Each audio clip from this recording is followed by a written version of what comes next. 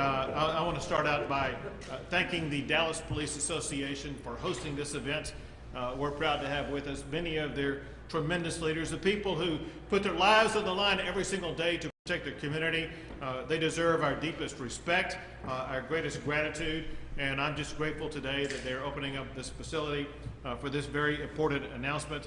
I can't call out all their names. I will mention two of their leaders who will be participating in the press conference today, and that includes the Dallas Police Association President, Michael Mata, as well as the first Vice President and Legislative Chair, Frederick Frazier. In addition to that, we are joined today by leaders in the legislature, including Speaker Bonin, Senator Hancock, Representative Angie Chin Button, Representative Candy Noble, Representative Justin Holland, Representative Matt Shaheen, and then candidates for state House seats in Dallas County who will be winning on November the 3rd, and that includes Linda Coop, Lisa Del Rosal, Will Douglas, and Karen Brownlee. I want to thank them all for being here, supporting this cause that is so incredibly important to communities across Texas, but as we have seen, of paramount importance in Dallas County. Now, recently I have announced several legislative proposals that support our law enforcement officers. They include defunding cities that defund their police departments. They include eliminating the annexation power of cities that defund their police departments. It also includes urging Texans, elected officials, as well as candidates for public office to sign the Back the Blue pledge that I'm proud to tell you that more than 90,000 Texans have already signed, and we hope to exceed 100,000 before the end of this month. Well, today we are announcing more legislative proposals to do even more to protect our law enforcement officers, as well as do more to keep our community safe. And let me set it up with this framework in this context, and that is the Constitution guarantees the right to assemble peaceably. Peaceably is the word that's used in the Constitution. The Constitution does not provide the right to riot, to rob, to loot, to set fires, to physically harm anyone or anything. In Dallas, Texas, in the months of May and June earlier this year, there were people who did protest peacefully, but also there were rioters who ransacked property and who pummeled people.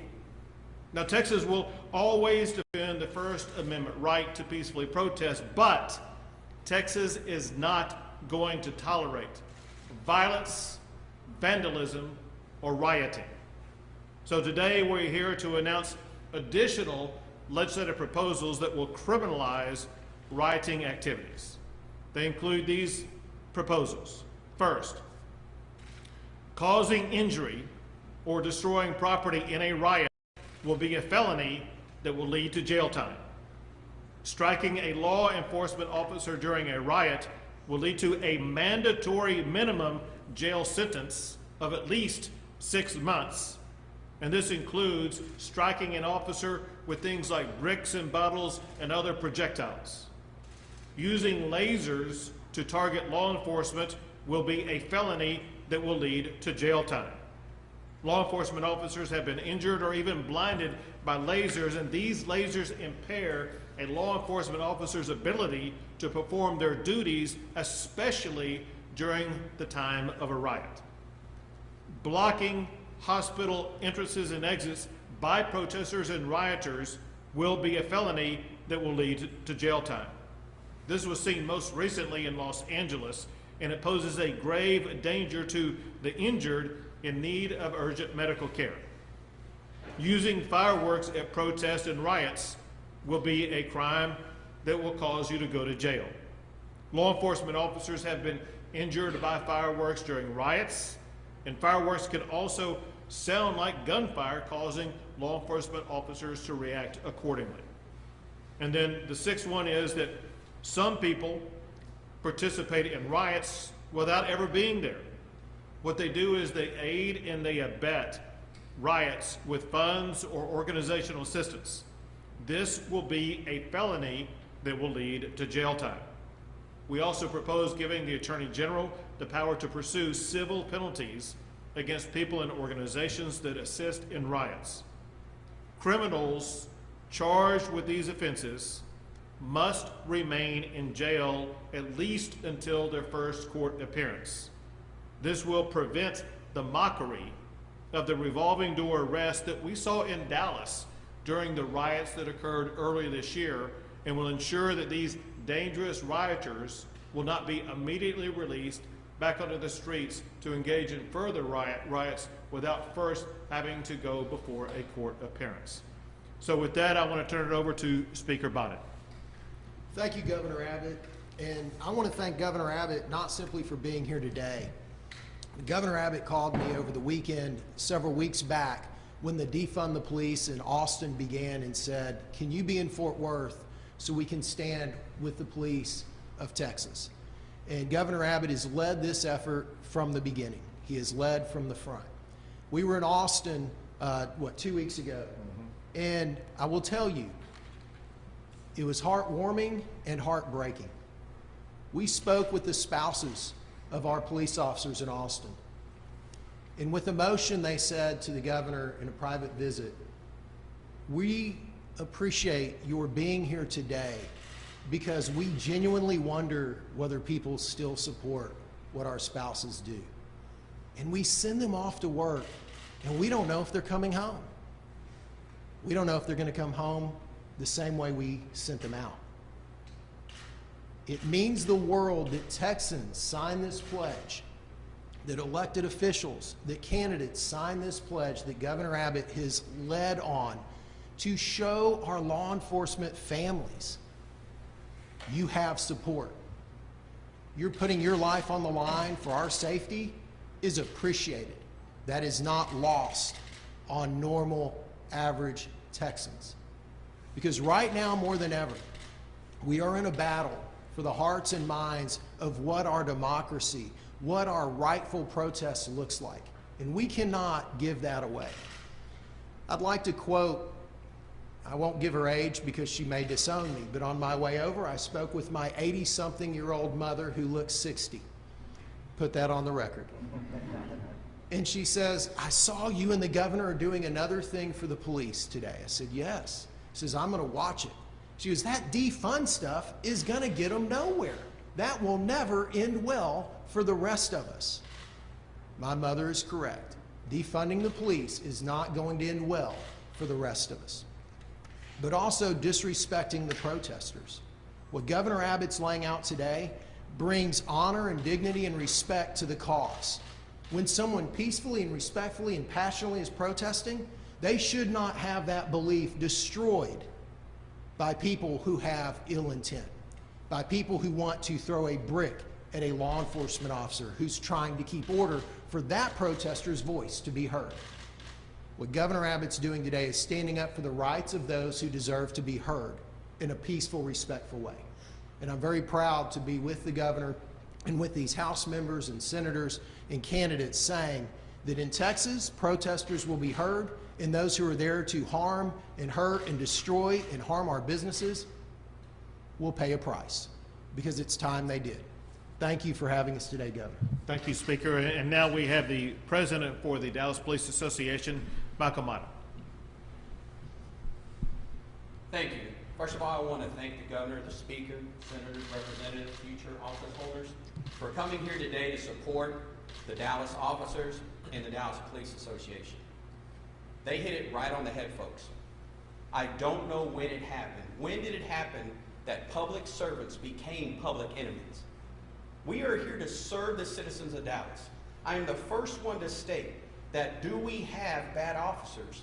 Absolutely. This is a profession of, just in the state of Texas, we have 70,000 police officers. Across the country, we have 600,000 police officers. Like every profession, there are going to be those individuals who do not deserve to wear the badge. And officers like myself and these that stand behind us, we will do all we can to rectify that. But in saying that, you have to understand that we are out there helping the citizens every day. We are out there risking our lives for those that, one, love us, and we're also risking our lives for those that hate us, because they are still citizens of this community, and we have sworn to protect them, and we will continue to do that. Do we have to change our profession? Are there things that we need to fix? Absolutely, but they need to be done in constructive ways. If we're going to take money from police departments, we should not be taking money because somebody's yelling and screaming, telling us we should. If we're going to fix problems, let's fix the problems of homelessness. Let's fix the problems of drug addiction. Let's fix the problems of alcoholism, mental health care. These are the problems that officers are having to deal with that we are not trained to do, not adequately enough. Fix those problems, and if you're going to use money directly for those causes. But to fund special projects just to appease a narrative to say that you're doing something is flawed. And it will risk lives within the city of Dallas, it will risk lives in the state of Texas, and it will risk lives across this country. The Dallas Police Department and its officers are here to serve the citizens, and we will do it honorably, and we will do it professionally. Thank you very much. Thank you very much, President Mata. Now we have Frederick Frazier, the first Vice President and Legislative Chair for the Dallas Police Association. Thank you, Governor. Thank you, Speaker. Thank you, Representatives, Senators, and future candidates. Like Michael said, I shouldn't have followed Mike. That was tough.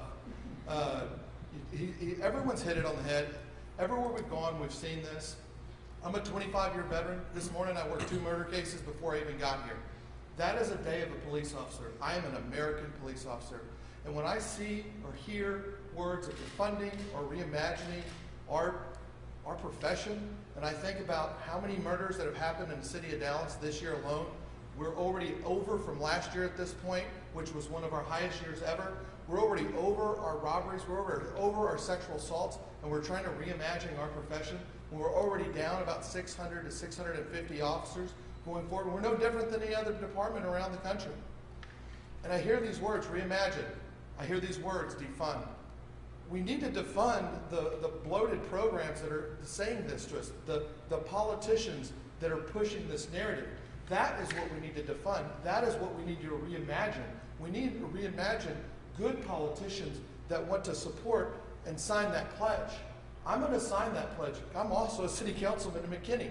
And I'm going to sign that because I want my department, I want my city to have the resources to take care of it and keep it safe. I want all these people to sign it, all my friends, all my family to sign it because they need those resources. Like the speaker said about his mother, my mother's 84 years old, and this is her subject of every single day. Where do they think they're going to go with this? Nowhere. Because we will win in the end, because no matter what, you're going to have to call 911. Everyone in this room at some point has to call 911, and we are the only people that are going to come. So when you think of redefining or reimagining or defunding, think about what you're asking for. We saw call sheets this last weekend holding for 8 hours in the city of Dallas. Could you imagine you need somebody there or we have an 8-hour wait? Well, those politicians that are pushing this are causing that problem. Those politicians that are out there saying, you need to go burn it down. You need to tear it down because we have insurance. Those are the ones that this is going to affect. Those are the ones that need to be charged. So again, thank you, Governor Abbott. Thank you, Speaker Bonnet, and thank all the representatives that are here and the senators. And I see that Sheriff Whitburn just walked in. Thank you for being here, Sheriff. A true friend of law enforcement right there. And I know there's a whole bunch of the press here that are going to have some questions. And a lot of you have been big backers of Back the Blue. And if you want to go back to all the way back in the 60s, when the Back the Blue slogan started, it started right here in this building by Dale Yarborough. And that's who started the Back the Blue. And so thank all of you for backing it. Thank you very much. Very well done. We will momentarily be going over, all of us, to sign that pledge, but first we will take a few questions. As you know, there are already laws about entering police officers, damaging property, and rioting. Why do we need these new laws rather than just enforce the ones that already exist? Some of the proposals that I outlined today are enhancements of penalties over existing laws. Obviously, harming a police officer already is on the books.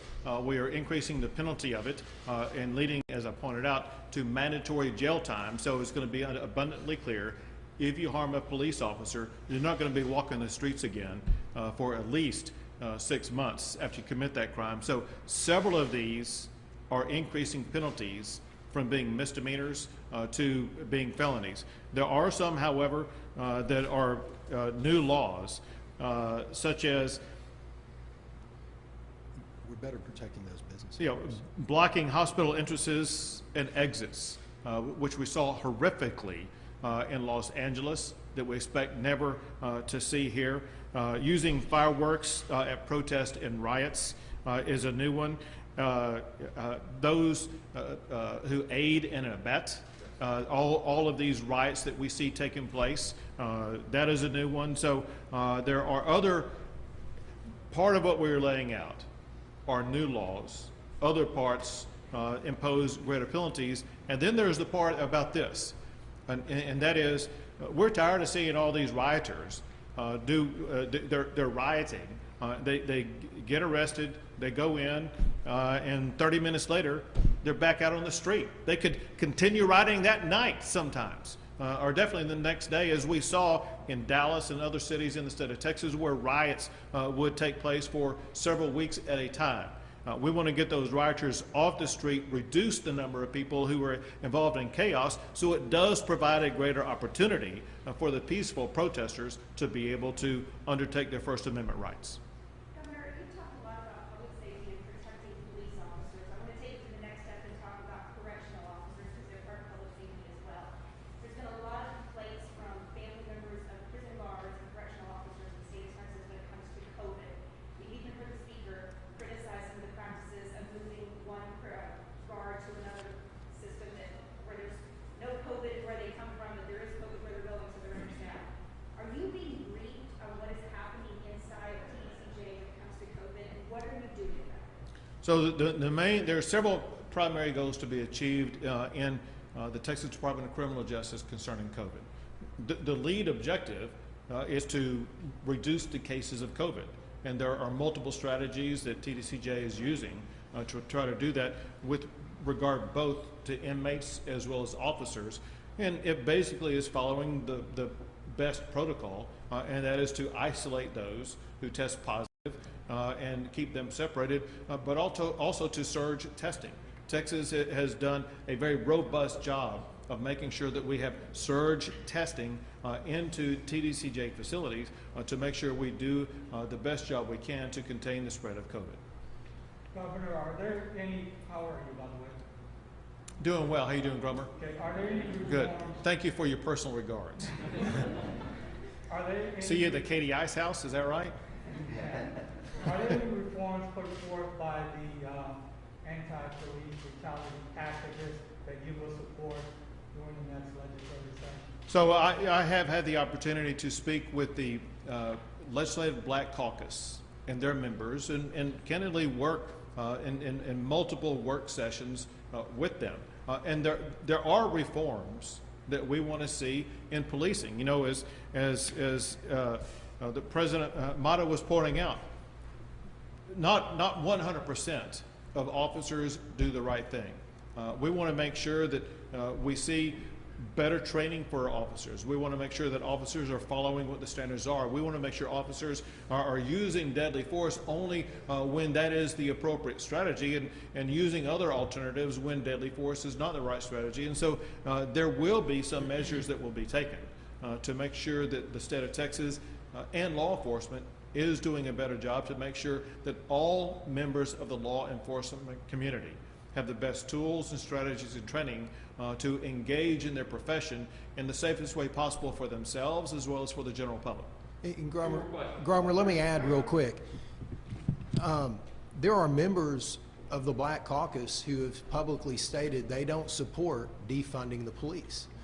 So let's not, just as the governor's here laying out proposals to give the respect that the First Amendment right to protest deserves and the protection, let's not lump in defunding the police with criminal justice reform. They are two separate and different policy discussions. And I think what many members of the Black Caucus and other groups that you're alluding to would tell you they want to have a robust discussion that they've been allowed to have with the governor and others of us on criminal justice reform, but that's not the same discussion of the ridiculousness of defunding the police. You know, Governor, what would you say? Talking about defund police. Can you explain and define what you mean by defund police, and does that include reallocating funds, or does it mean taking money away from police departments? Well, these are gray areas that the legislature, the people behind me, will be engaged in the debates that will fine-tune exactly what it means. Well, we can use some easy and clear standards. One is what was done in Austin, Texas, where generally they reallocated $150 million, some of which they say was used for other purposes that would further the ends of law enforcement, which is dubious at best. But second, I think it was about 30 million of which directly came from defunding law enforcement officers in Austin, Texas. It is going to lead to fewer officers engaged in things like cracking down on drunk drivers, cracking down on gangs. There's going to be less overtime to deal with the riots that took place in Austin, Texas. Similarly, it's my understanding that the city of Dallas last night did not vote to defund law enforcement officers. If I understand correctly, the issue that was on the table was to reduce overtime. The public needs to understand a key function of that overtime pay. These Dallas law enforcement officers were engaged in overtime night after night after night during the time of the riots. If you defund overtime pay, the public in the city of Dallas needs to know that during the times of riots, during the time when you see the greatest mayhem, they may not have their police officers there because of a decision by a local city council not to provide the overtime pay that's going to be needed to keep those officers on the streets. Last question. Governor, what would you say to those who argue that decades of peaceful protests haven't ignited the change that they want, and use this as an argument to go to these extreme measures? The United States Constitution is very clear, and that is it uses the word peaceably when it talks about protest. There is no legal right anywhere in the United States of America where one person can harm another person. There is no legal right anywhere in the United States of America where somebody can destroy the property of somebody else. As Martin Luther King himself made abundantly clear, he wanted to make sure that protests were going to be done peacefully. No person that I am aware of has done more to advance the cause of the black community than Martin Luther King. And I think that Martin Luther King should be the standard that everyone will follow as it concerns the protest movement. Thanks, Governor. Hey guys, we got to run the